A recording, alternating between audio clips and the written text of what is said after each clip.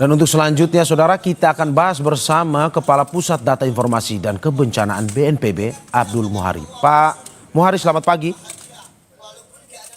Selamat pagi, Terima Mas. kasih Pak sudah bergabung bersama saya Mario Sarong di studio Pak di Breaking News Kompas TV terkait dengan Pagi, bencana di Mario. wilayah Sumatera bagian utara. Selamat pagi Pak. Pak, ini kita ingin terus mengupdate dan mengupdate terkait dengan hingga saat ini jumlah korban yang dirilis atau sudah dikumpulkan oleh BNPB ada berapa Pak yang bisa diinformasikan kepada kita?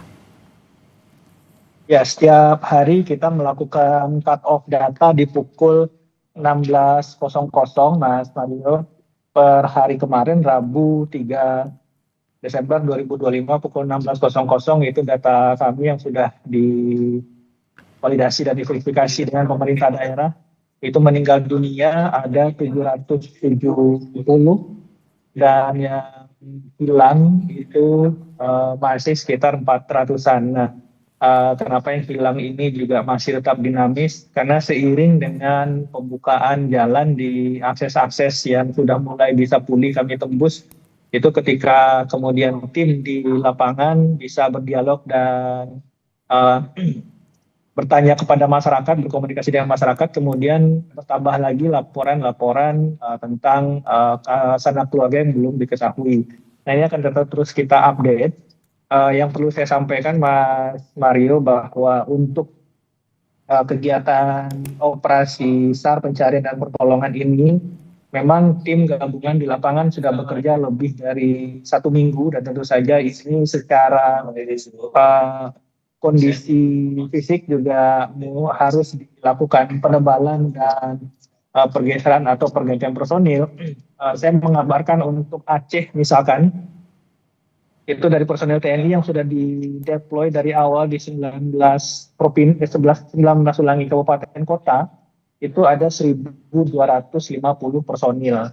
Nah, 2 hari yang lalu ini sudah dilakukan penebalan. Penebalan ini artinya bisa penambahan, bisa pergantian.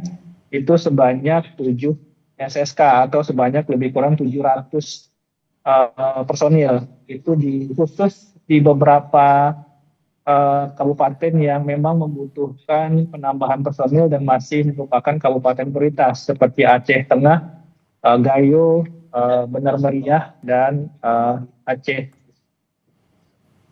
Tamiang. Nah, ini sudah dilakukan deployment personil supaya kita harapkan upaya-upaya pencarian ini meskipun sudah masuk pada minggu kedua, ini masih tetap optimal. Di samping itu juga tentu saja personil-personil ini di samping melakukan dukungan pencarian dan pertolongan, juga melakukan dukungan pemulihan sektor fisik, seperti pembukaan akses jalan, pembersihan akses-akses yang mungkin masih tertimbun material banjir dan longsoran saat ini.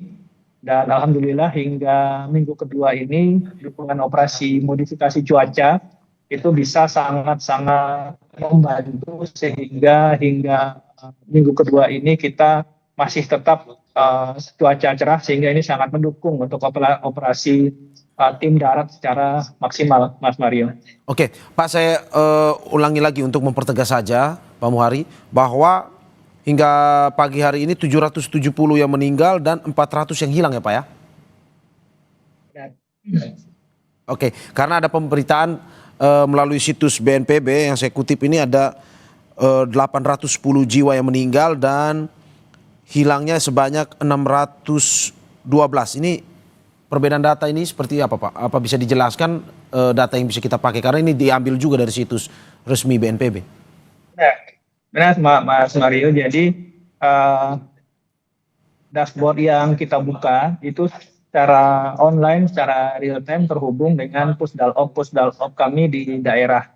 Tetapi setiap sore pada pukul 3 hingga pukul 4 itu kita melakukan cross check dan validasi data untuk menghindari duplikasi pencatatan. Nah, ada beberapa kali karena sistemnya dibuat secara langsung, jadi kontrol validasi data kemudian harus tetap kita lakukan secara manual, sehingga data yang resmi kami rilis adalah data yang kita sampaikan pada saat preskon setiap hari pukul 5 sore, Mas Mario. Oke. Nah, ini kemudian memang di data dashboard kita ini berjalan malam hingga pagi dia akan dinamis lagi karena sudah menerima data dari Pusdalop BNPB di kabupaten kota. Tetapi tetap nanti fungsi kontrol datanya kita akan cross check lagi identitas, nama dan seterusnya untuk kita sampaikan secara resmi di preskon harian pada pukul 5 sore, Mas Mario. Oke, berarti yang terbaru hingga pagi ini yang bisa kita catat atau kita gunakan datanya adalah 770 yang meninggal dan 400 yang hilang itu ya Pak ya?